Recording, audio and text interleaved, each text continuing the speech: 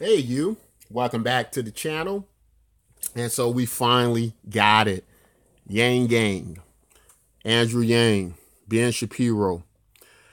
They had this interview that happened today. Some people were calling it a debate. I don't think it was a debate. I think it was more of an interview setting. And I thought Andrew Yang did very, very well on this. Ben Shapiro's line of questioning. Some people feel Ben Shapiro was a bit weak on Andrew Yang. I thought he did good because with the line of questioning, I think it was the appropriate setting. Ben Shapiro had said, days earlier, I believe, that it wasn't going to be this type debate. But knowing Ben Shapiro, as we all know Ben Shapiro, many of us who are familiar with Ben Shapiro, we know Ben Shapiro has a personality, a way of getting those questions over in a debate-like form, and that was no exception today. But I got to see President Andrew Yang, or what will be President Andrew Yang, in very good form today. And I felt I think this is the best. I think I've seen him at his best today. How he handled the questioning. So, uh, what we got with Ben Shapiro was a lot of the same arguments we get, with the universal basic income now changed to freedom dividend, and that is the idea that people are going to get this thing. It's going to take meaning away from them because they're going to apparently quit their jobs, and it's not going to solve the problems that it's targeted to solve. So one problem I had even going into this with Ben Shapiro's viewpoint on it was that I believe it was on the Joe Rogan show when he had announced to Joe Rogan that he was going to do this debate with Andrew Yang, or have him on the show. And he was, and they were basically saying, Ben Shapiro was saying that people are going to get the $1,000. They're not going to work, and they're not going to be productive to society. Basically, now they were saying that on one hand. Now on the next hand, they were saying, well, the $1,000 wasn't going to be enough. What was it going to do? And so, which one is it, right? We got, which one is it in this argument? Is the $1,000 enough to make it so people won't work? Or is it not enough to where they're going to get it and it's going to help out a bit, but they still got to work? So I think they need to clarify, what exactly statement they're trying to make specifically about that, right? Because it can't be both. It can't be you're going to quit. It's enough to make you quit working. Oh, but it is enough, right? Um, Also, I thought it was very important how Andrew Yang shaped the entire conversation. Really, to just be straight with you all, what Andrew Yang said in question to Ben Shapiro about the freedom dividend, first of all, not being welfare, but being our money, I think it ends this entire questioning and debate of should Americans have UBI or not.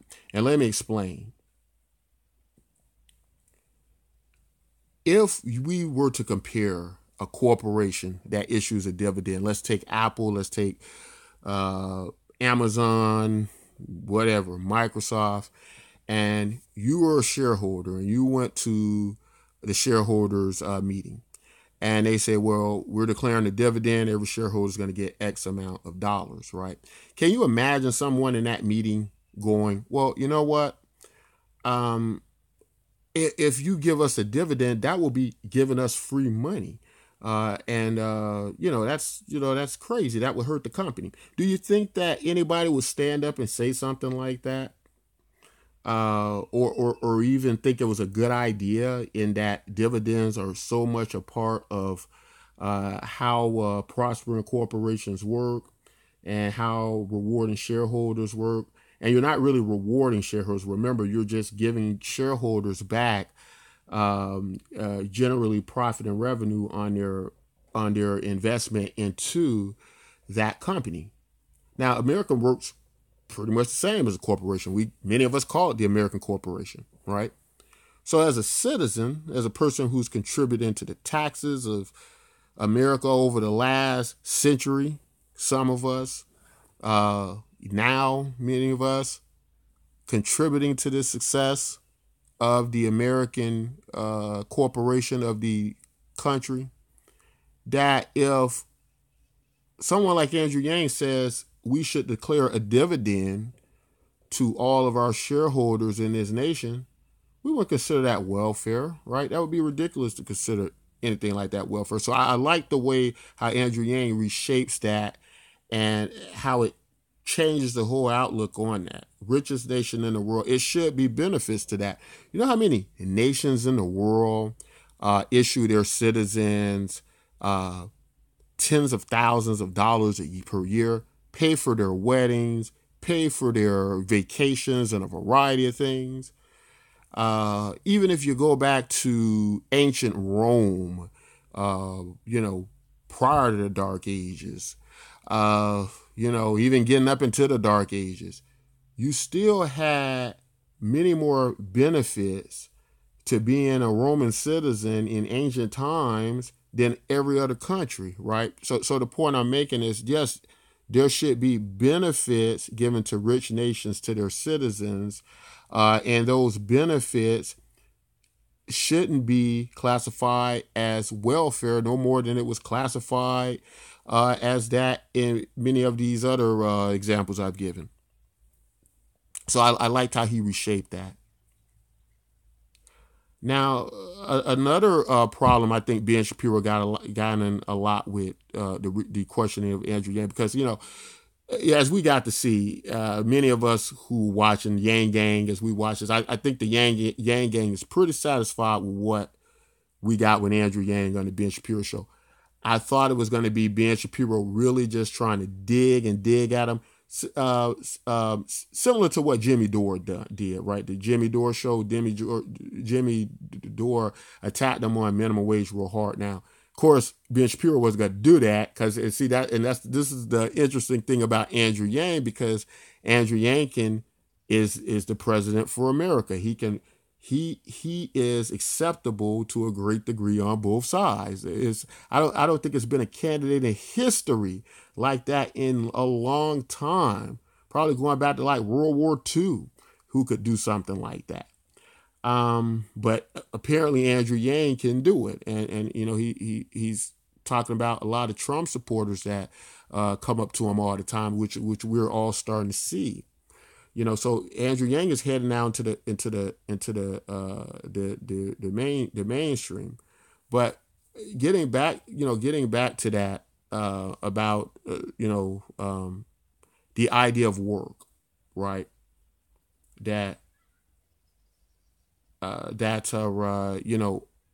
Is it working? Who should receive this or not? The non-working shouldn't. Well, another thing that happened important in this was how Andrew Yang went into what work is, right? He always gives the example of his wife at home taking care of his children, being a full-time mom, which in addition to that, one of his children, as I understand it, is autistic, which means she has to give that child probably a great deal more care and attention than normal. Now, for us to make or put out the idea that the parameters of work wouldn't include that, then what would it include? Because if it doesn't include that, and there are many examples of that, then there are children who take care of their ailing grandparents, right? There's so many examples of that. There are some jobs where people just sit down all day, and we can make an argument that the job that they're doing might not even be worth the pay and salary is getting, right? And that job, in comparison to maybe someone's like Andrew Yang's wife or some of the other examples I've given, work and tasks that go on in society that people aren't compensated for, how much is that worth, and what's the value of that?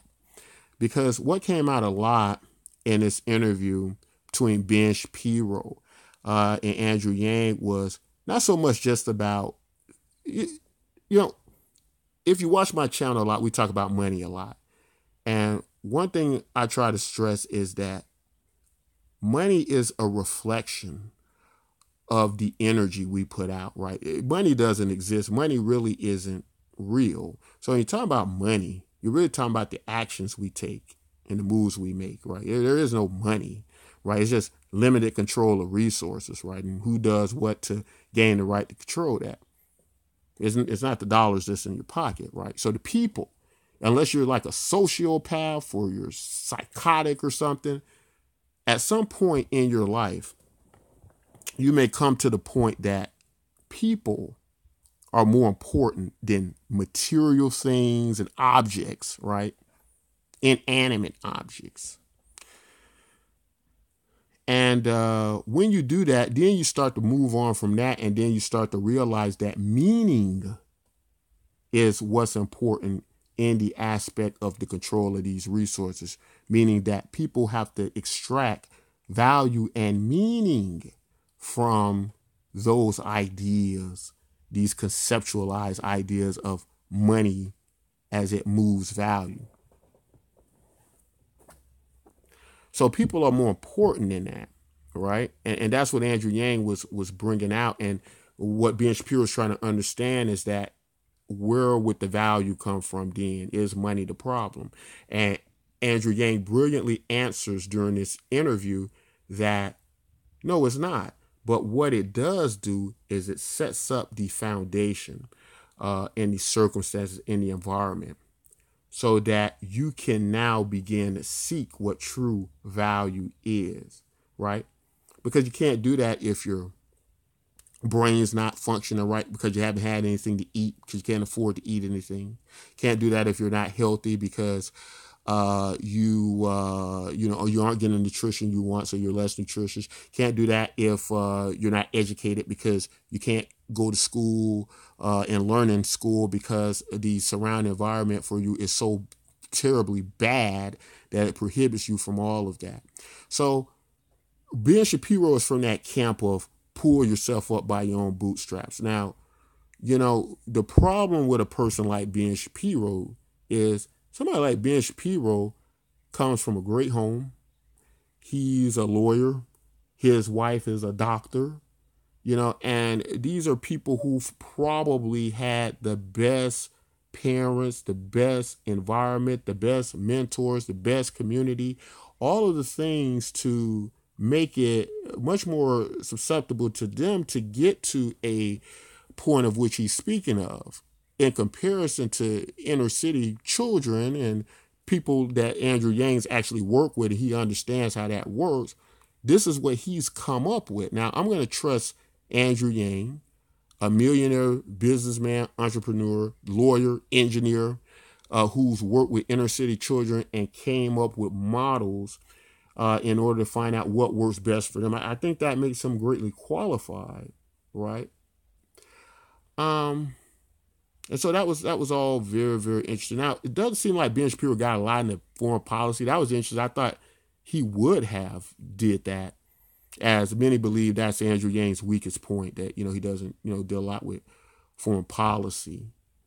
And so we didn't really get to see it. I mean, it was mostly just about where the money, came from, right? And got to talk about the VAT tax and Amazon.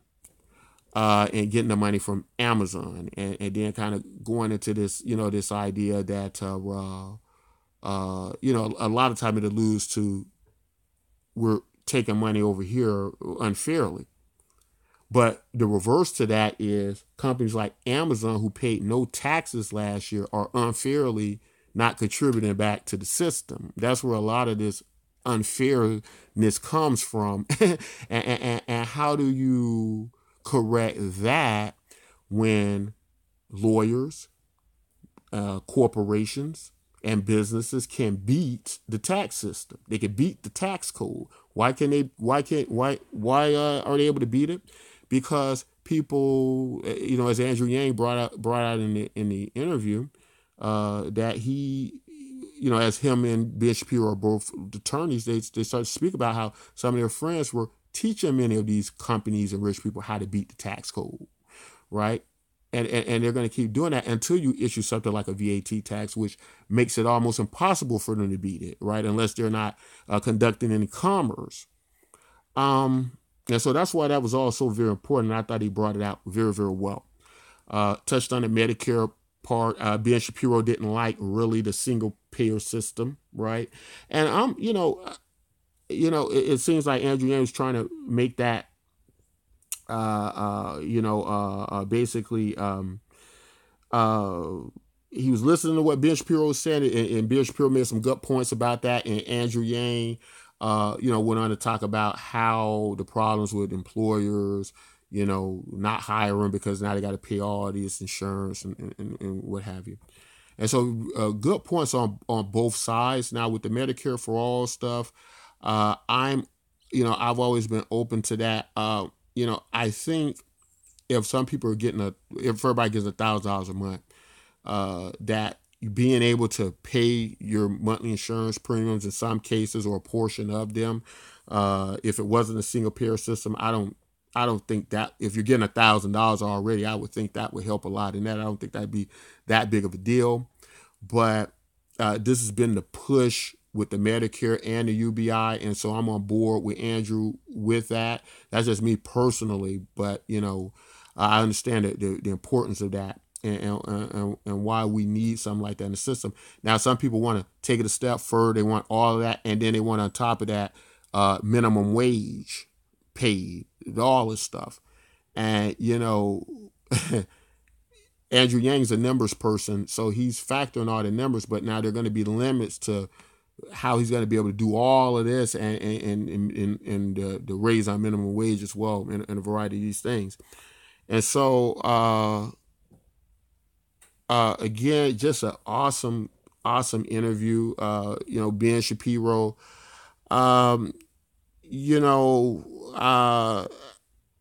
here's my personal opinion. I think Ben Shapiro likes Andrew Yang much like Tucker Carlson. I think they all kind of secretly like each other, and that's a good thing, right? Would we rather have, a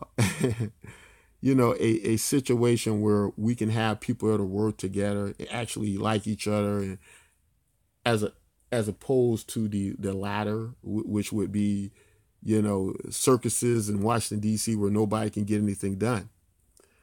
And so I think that'd be a much better situation. But I like the guys. Andrew Yang will be doing his CNN town hall meeting. I believe it's April the 14th, so gonna be looking forward to that. And he was on CNBC. So he's getting a lot of these more mainstream interviews just recently here. And that's all excellent because a lot of American people do not know who Andrew Yang is. They're going to be meeting him for the first time on the debate stage, but he's getting ever so closer to formally introducing himself to the American people. And as we can see how he's handling these interviews, right, we can see that Andrew Yang's gonna do quite well, because I don't think people are gonna know what hits them when they try to debate him. Because see, Andrew Yang, his style of debates, I just got to take them out of their game, because we've had a lot of nonsensical debating over the last few decades, and this kind of the debate style Andrew Yang uses, I know a lot of people don't like it because a lot of people like a lot of the emotional interjection and one-liners, and Andrew Yang is more about the facts and the numbers and the process of how this works, and not about the show and the circuses and the lies and the acting and all that. So he's more of a genuine candidate in that area. But I think he's going to do quite well. I think we are getting tired of the circus now, and I think a lot of people are going to say, you know what? It's time the American people spent their own money. We got to get the money out of you government people's hands, mismanaging our money. You don't care as much about our money and how it's spent as we do. And so that's what we need to do. That's the approach and the process we need to be. And we need to come into that where it is our money. It is not welfare. It is not how can we pay for it. It is our money. And we have the right, I believe, to look at it that way, and make this economy work, and help these people who are going to be displaced out of work. That was another point Ben Shapiro brought up quite a bit, that this would change like the Industrial Revolution, right? That it would just be that. And Andrew Yang, of course, brought up Labor Day, again, speaking about Labor Day not being an easy transaction, but being riots and killings as the industrialization happened. And that's why we have Labor Day in the first place as the holiday, to commemorate that, and as a reminder of that, as of what happened, right? But he goes on to say that, according to statistics, that it's going to probably be 4 or 5 times more the effect. How ridiculous is it to compare what we have in advancements in technology and robotics to the Industrial Revolution? Right? Think about this for a second. Since the time of the industrial revolution up until now, we've had the emergence of air flight, intercontinental flight, transcontinental flight rather. We've had space travel, and all that stuff. And then now we're about to create artificial minds, right? Some version of some artificial type human who could do everything we could do it better. And to look at stuff like that and then transition on to, but they will go on to do other jobs. Well, how do you know that? How do you know they'll be able to survive and fit in this world? Now, I don't like to talk about IQs and stuff like that a lot, because there has been many comparisons to IQs and racism. One group is smarter than the other. I don't know anything about that, and I have to do research on that, and I don't really care about that. But what I do believe is this, that there are different levels of intelligence in our world between human beings. And in these human beings, I believe there might be a learning limit to some people, right? And it might be that just some people, there are certain tasks these people aren't going to be able to get, even if you try to transition them to another type of work, right? So to even make a statement like you can transition to another job and you be doing this job and things like that, we don't really know that. Then if you say, well, you should work to get the UBI, then how are you defining work? Because a lot of things could be defined as work and seem like work, right? Maybe me doing this YouTube video could be seen as work to some people, and some people might say, education, you just sit up here shooting the breeze. That's of no value to anybody, right? So we need a parameters of work that are more broader now going into this technological revolution, as Andrew Yang touches on. And we know people work hard and aren't compensated. So we really need to look at the full advantages of what the freedom dividend is going to offer us compared to the situation we're in right now. And I think we're getting ever so closer to really having that conversation on that debate stage, and Andrew Yang becoming the president of the United States, which he should certainly become that. I don't see any other candidate like Andrew Yang. I think he's a once in a lifetime and a generation type candidate. I don't think we'll ever see quite anybody like Andrew Yang either. Well, might be some people try to copycat Andrew Yang. If he's successful with this approach, we might start to see a lot of mathematicians and numbers people, so we can't say that. I'm surprised we haven't seen somebody jump up trying to act like Donald Trump yet, but I think maybe Donald Trump's one of a kind. But guys, that's all I got to say in this video. Let me know what you thought about this interview between Ben Shapiro and Andrew Yang, and let me know if you think that Andrew Yang performed well, how he'll do it at debates. It's clear to me that Andrew Yang, this is debate style. Now, some people, I've been hearing this around. I haven't done any research on it myself, but I've just been kept stumbling across that Andrew Yang was actually part of a debate team that went to London to debate back in the 90s or something. And I don't have a lot of information about that, but maybe I've heard some of you say it as well. And so Andrew Yang could be that's have that. So if that is true, then that would mean that Andrew Yang already knows, if he's been a part of a debate team, he knows all the parameters of how to debate. So even to us, if it doesn't look like he knows how to debate, he's probably clearly does, right? So that's going to be all interesting to watch, but I would love to hear what you guys got to say. If you like content like this, don't forget to like, subscribe. Real quick, let me plug Bitcoin NYK, my project. What does it do? It's using blockchain technology to provide universal basic income to not just the United States, not just America, but the globe. So if you're one of my international watchers, there's an opportunity for you to be part of the UBI movement by joining our website, bitcoinnyk.com. Now, I got to tell y'all this who watch the channel and are big UBI believers. We get thousands of visitors to these videos, to this content, and it isn't reflecting and signing up over for the free universal basic income over the blockchain, which isn't going to cost you a dime. We're actually trying to give you money, trying to give you free money, right? And some of you guys still aren't signing up. So shame on you. You need to check that out.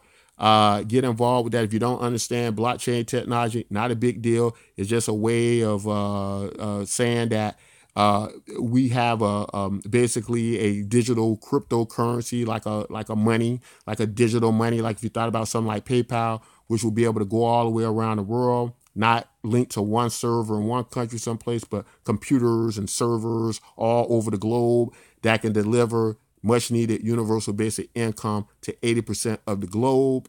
You need to join us in this movement so that we can help make that possible. It is very brotherly, sisterly to the idea of universal basic income in the United States with the support of Andrew Yang. So if you're part of Yang Gang, make sure you support as well. BitcoinNYK.com. Make the world a better place. Get everybody UBI. But first, we got to get UBI here in America. So part of Yang Gang, we got to make this happen. That's all I want to say. Guys, if you like content like this, don't forget to like, subscribe. And until next time, take care.